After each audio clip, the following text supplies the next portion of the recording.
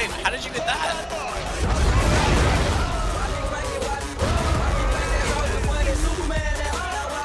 That's a Hago, you dick fuck. Oh, come on!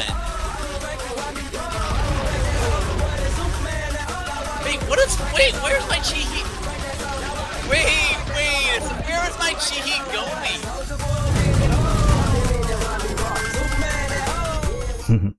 Thanks to Jitska for that entertaining video, and I'd like to say sorry to Simer's girlfriend, not Simers himself. I'll say sorry to Simers because we know who's the boss in that relationship. If you're listening, Simers, in that basement of yours locked up, stay strong, brother. Come play A's too when you're allowed, and maybe I'll see you in the tournament. Jokes aside, as a quick update on things, doing this video for a quick vlog on what's happening with the mod. Firstly, just like to say the 2v2 tournament sign-ups are closing, I think, this Friday, so get on to as2gaming.com. Sorry, Dilma. Anyway, I am doing a video. My own. Okay, that's unedited, guys. Anyway, I want to show you the new nation I've been working on while I'm doing this. Also, want to let you know Finland is being worked on by 3 Finnish guys: Arturkus, Mr. Pringles, and Timo. They're doing a really good job putting that in, so they're going to work on that and merge it with this mod once it's done. It's almost there, I think. And also, we have Italy coming soon. Lemmy has ported the Italy nation from DSG AS1 because the GSM AS2 and Valor models had problems with it. And I've been given the go-ahead by Ziki Wolf, the creator of the Italy models, to use them. So that's going ahead too, so it's exciting. And I have been working on, when I get to it, the Commonwealth nation. So here you have the British Commonwealth. So the current Commonwealth is going to be just Great Britain, and this will allow us to create more cool and different gameplay in different units, I suppose, for the other smaller nations such as Canada, Australia, New Zealand, India, British India, things like that. You'll see very shortly all the units involved. So I wanted to base this nation on a different style of gameplay, more of a risky 50-50 rushing light infantry, light vehicles, tank destroyers, not based on lumbering vehicles like heavy Tigers, heavy Churchills, and units like that. So let's get to the point. Show you some skins. I've spawned these are going to be called reservists or reserves. That's the lowest tier troops. I find the shadowing pretty shitty these days in the latest patches. It's too dark to face where the sun's coming from. I don't know how to find that. This is the assault squad, the Australians. And this is the regulars. It's a very multicultural nation, this one, or faction. The Indians, some with turbans, some not. Then we have the elites. First one's the Anzacs, similar to the current Anzacs, just less people as it's a normal tier. Then we got the Commandos, Red Berets, which can represent the British or whatever, the Canadians, whatever commandos you want to do as your top tier. So I wasn't too sure about that, how to organize what into who's who. So I left it like that, so it's a bit, I guess, diverse. Now you have, the rest are pretty much similar. On the specialized infantry you got the native ammo. This is an interesting unit. I'm thinking of adding a crate between these two guys, so they carry a crate and they can move the crate to the front, and the circle ammo will recharge any small arms ammunition. Right now they've just got ammunition on them, so you can kind of group them with other squads and they'll transfer the ammo evenly. That's how it works right now. Yeah, they're pretty cheap and an option for the British Commonwealth. Got the boys gun carrier, transport and procurement, nothing but fancy. There's a few different models, I guess, for the ammo trucks. Make it look more raggedy. It's the style of this nation. Then for your artillery, pretty much same old. There wasn't too much difference in the equipment the Commonwealth used, so it's pretty much same old. You got the QF-13 though, which is an artillery howitzer. You just fire that, it's pretty cool, like an M8 but much more powerful. Then you have the long tom. The long tom is the 155. Just shoot it, boom. It's pretty powerful. Then pretty much the same there. Then for the support weaponry, you have the India half track. This guy is pretty faster than the Bren carrier, and very similar to it, but much maneuverable. So it can counter light anti-tank guns. Oh, sorry, light vehicles. Then you got the LRDG 20mm in the Chev with a relatively slow firing 20mm and a decent reload in between. Oh shit, I just knocked my crew out. Whoops. You'll see the reload, see it takes a while. That's why it's a bit cheaper than the other 20mm. Then you got the Stag Hound, which has a pretty good turret. Looks like the Daimler, but it's a bit slower. It's got a 6-pounder, so it's more like a Puma really, where it can take out medium tanks from afar, and has a bit more maneuverability than your average medium tank. Its turret's pretty strong at 51, but the hull is pretty weak and can get 20 milled. So it's a very situational vehicle, a risky one. You got the Bedford AA, a bit cheaper than other AA 40mm. It's pretty slow fire rate like the Bofors, and a long reload rate in between. Bam, bam, bam, bam, reload. So that's why it's cheaper, but still packs the punch. Then for the tank destroyers, you have the Achilles, as per usual. Then you have this cheaper one, the T48 half track. 6-pounder again, can be a good option for a risky 50-50. Then the M36B1, which is basically a slugger with a Sherman chassis. Then you have at the bottom here the tank support, not too much. You have the light vehicle Stuart varieties, like shitter ones and more modern ones. The Matilda, so all those were used in the Desert Warfare. M3 Lee, see its comeback is a bit different, a bit more rounded. M4A1 76, not the same as the one you'd have for USA, it's got shitter armor. It's a bit buggy right now, you can see the textures aren't all finished or copied. 51 armor only, so it's more susceptible, so it's a bit cheaper. That's it for the normal infantry for now, or normal points. I'm a bit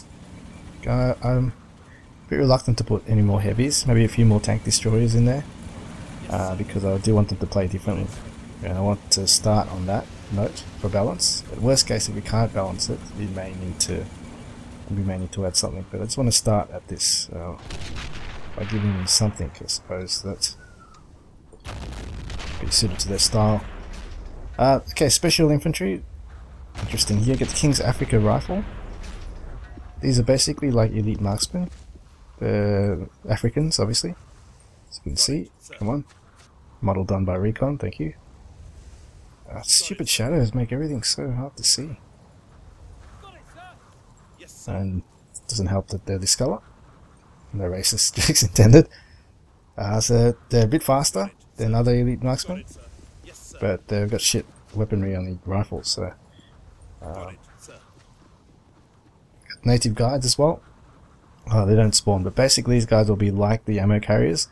They're fast, they got lots of stamina. They don't have weapons, they got shit weapon proficiency, but they have good vision and good movement, so they're faster and they can see more. They can spot Brandenburgers double away, double the distance, so they're really a scouting unit. Then you got the Desert Patrol, which is interesting, where it can't be bought on the 1 SP. It is, you only can buy them starting from the 2 SP timer, just to stop those too early rushes. But once it comes up to 2 SP timer, you can keep buying them throughout the match, which is pretty cool to always have this fast lightning strike tri-MG Jeep. Then you have the Rats at Tobruk, similar to 3rd tier.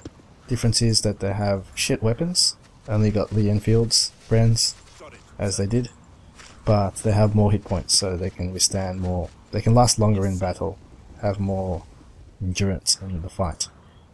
Then you have the M15A1 support, which is pretty fast gun.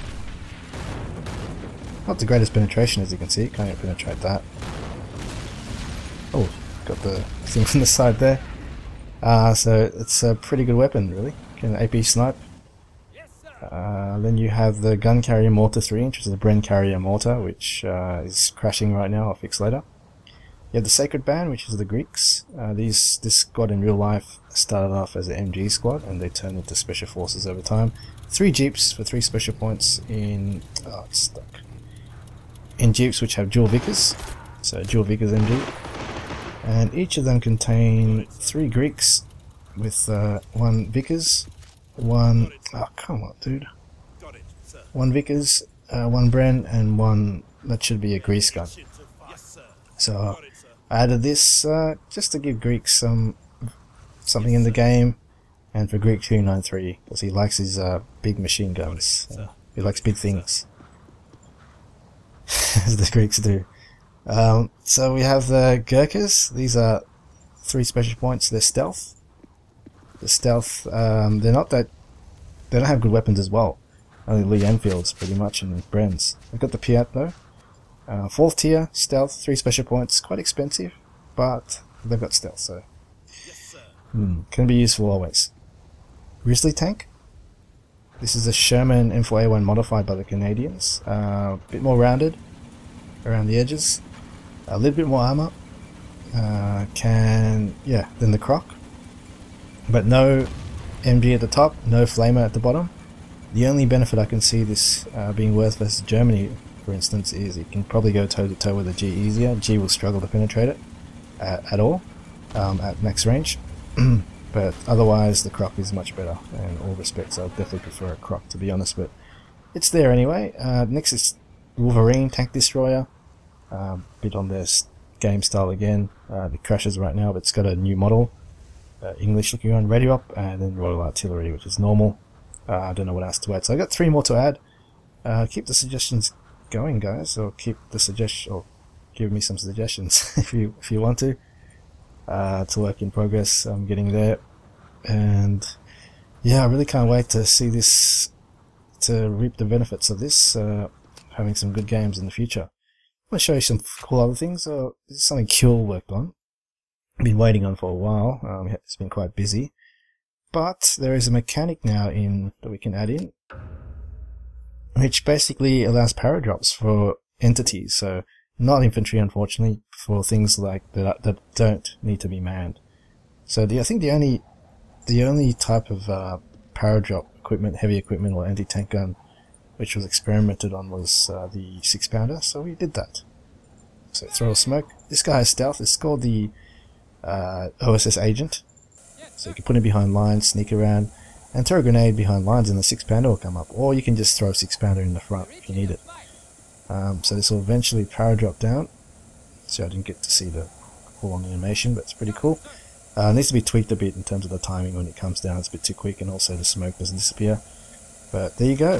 So it's a decent amount of warning for the enemy, but if you put it onto a flank or somewhere else where the enemy's fighting something else, it'd be pretty interesting dilemma that the enemy needs to worry about. So that's that. I want to show you another thing I've added. I've added pretty cool unit to Japan.